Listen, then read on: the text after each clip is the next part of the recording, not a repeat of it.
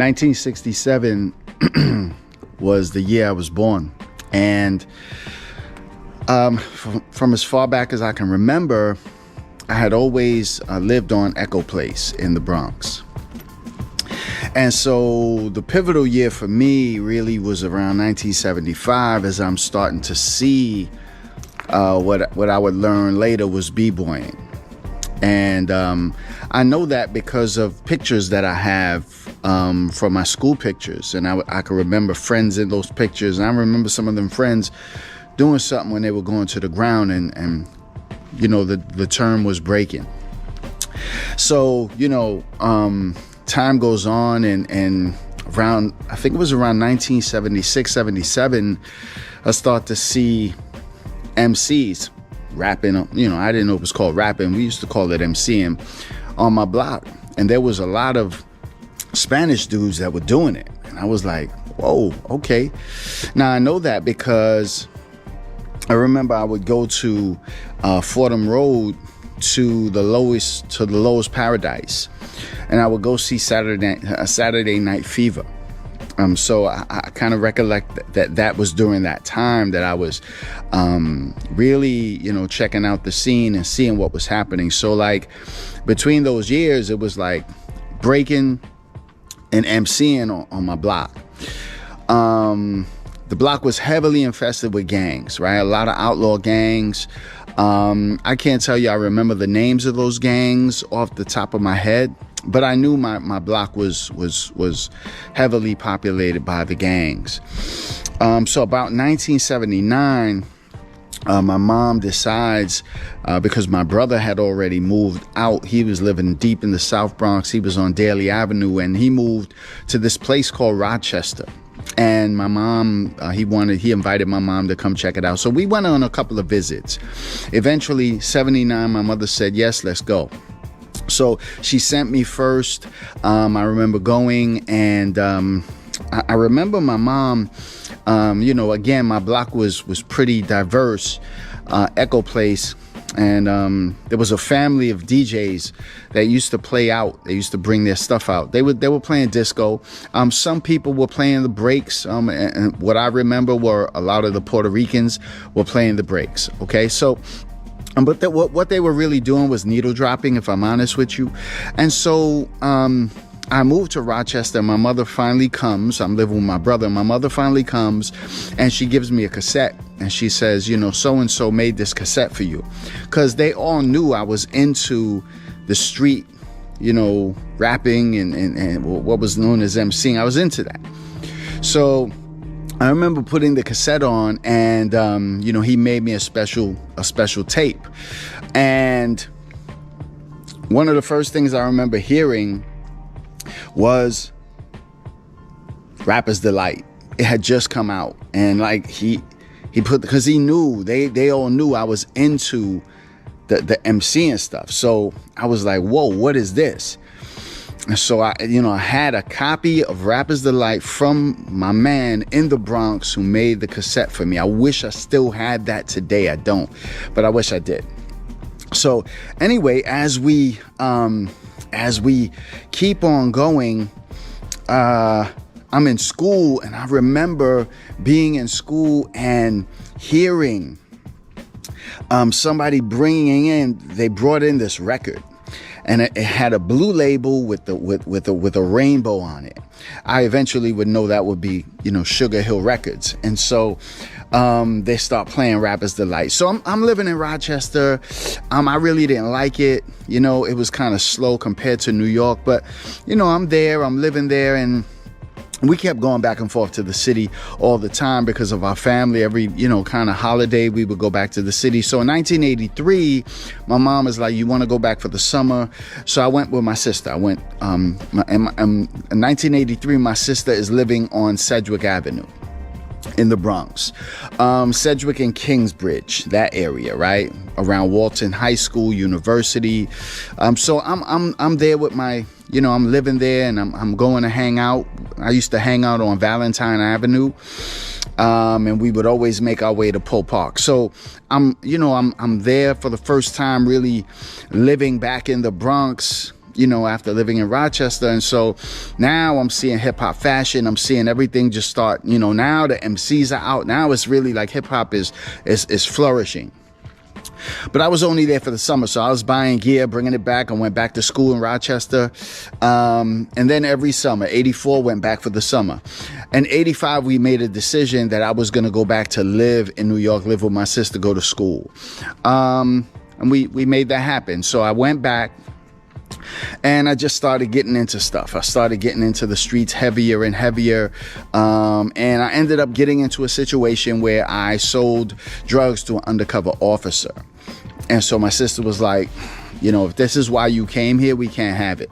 So I asked my aunt, who lived in the Lower East Side of Manhattan. She lived in the Smith Projects, Chinatown area, the South Street Seaport. So I moved with her, and I continued to get into trouble. I continued to do my thing. Eventually, my aunt, my sister teamed up, and they were like, you got to go back. So they brought me back. They put me on a plane. They got on the plane with me, brought me back to Rochester. And then around 1986-ish, I ended up leaving the Rock, and I end up in this place called Providence, Rhode Island. And again, this is about maybe 3 hours or so from New York City. It's about an hour or so, 40 minutes from Boston. So it's a small state, but it's close to everything. And so in Rhode Island, I'm trying to get my hip hop game on. And I was MCing at the time. So I had done pretty much all of the elements. I was a B-boy. I was a graph writer, and now I'm an MC. I'm MCing in Rhode Island and Providence, and I was getting a name for myself, and I was trying to make it. I was shopping my records, my demos to Wild Pitch Records with Stu Fine, who was the owner at that time, but nothing panned out. But I can remember one thing about my life that was pretty significant, was that I was always an anxious kid. I was always anxious. I always had anxiety. And so I would always use the get high, the drugs, to really sort of curb that, to put the Band-Aid on the anxiety, right?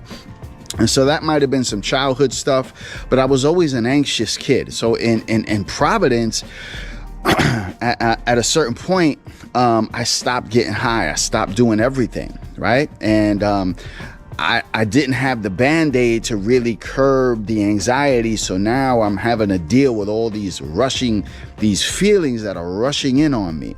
And so I can remember laying up at night in bed and just crying for no reason. Didn't know why I was crying.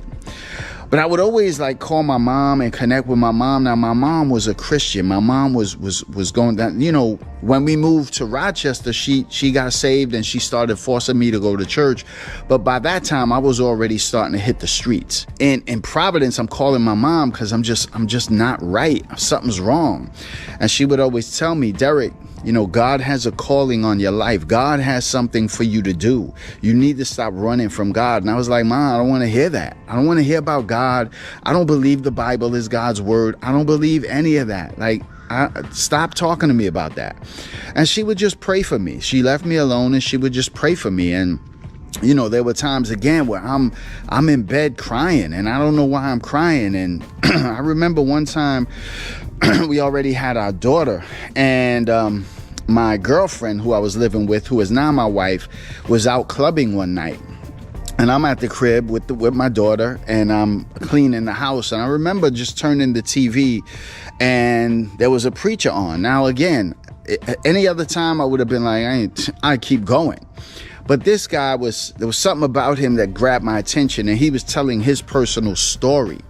And in his personal story, he talked about where one time God had spoken to him, and God spoke to him and said, trust me, I have everything under control. And when he said those words, something in me, it resonated, because I had never really gotten to the point where I could trust people, and I definitely didn't trust God, and I was confused about what was happening in my life. And now God speaks to me through this through this guy. And I remember, now again, I'm not really a Christian. But I remember it was like the end of the message, and I wanted to see the whole message. And so I remember praying a prayer. Now, again, I'm not there yet, right? But I'm praying. I said, God, I want to see this message again. Please let it re-air.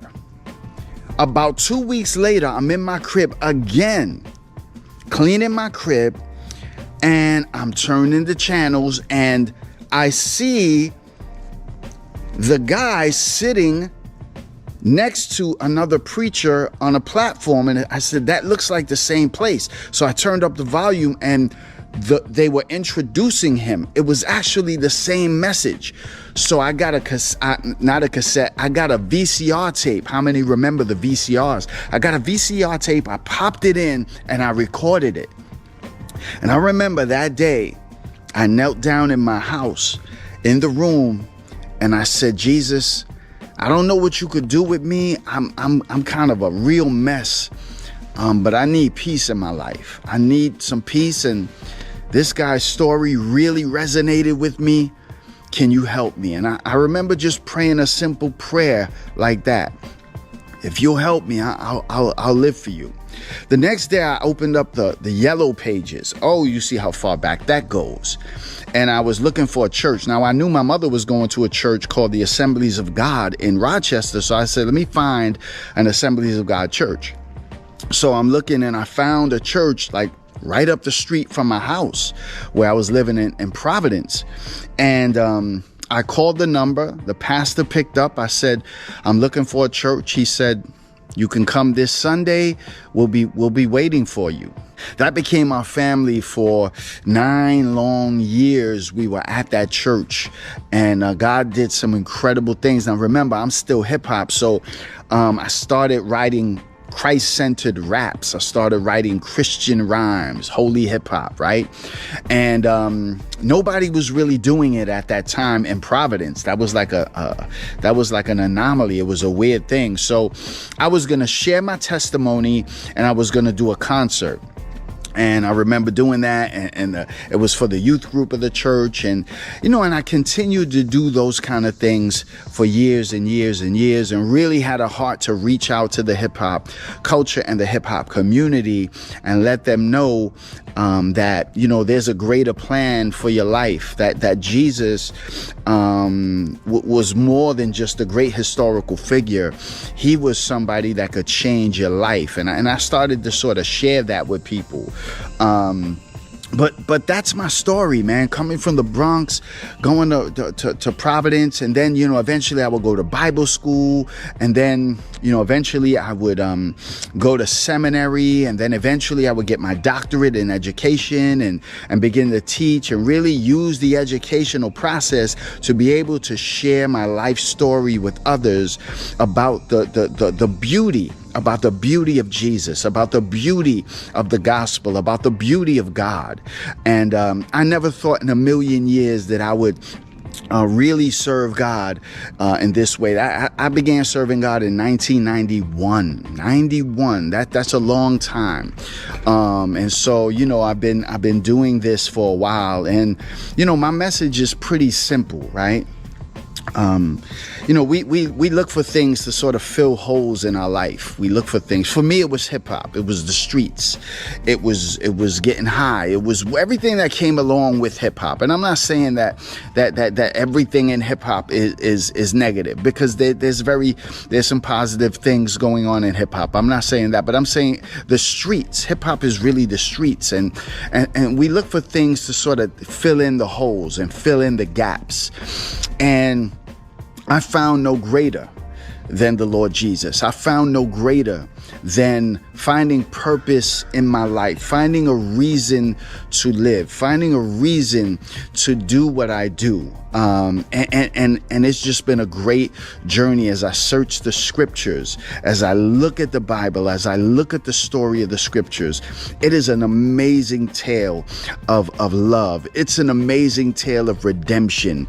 It's an amazing tale of taking people that were on the bottom of the ladder. They were under the gutter, and how you could take those people and how Jesus hung with those people. He didn't just go preach to them. He hung with them. He lived with them. He was about that life, but he had a message of hope for them. And that's what I want to share with you. Like, put your trust in Jesus. Now, I know a lot of people in hip hop, they have reservations about the Bible. I had the same. The Bible is the white man's book. The Bible was written by man. You can't trust. I said all those same things. For years, I was arguing and fighting and debating, and I didn't believe the Bible. But when I had an encounter with the creator of the universe, that's when the Bible started to come alive for me. And I want to challenge you that if he could do that for me, he could do that for you. I hope my story inspired you to know that there is hope, but that hope can only be found in the Creator who came in the person of Jesus Christ. Grace and peace. Thank you for listening.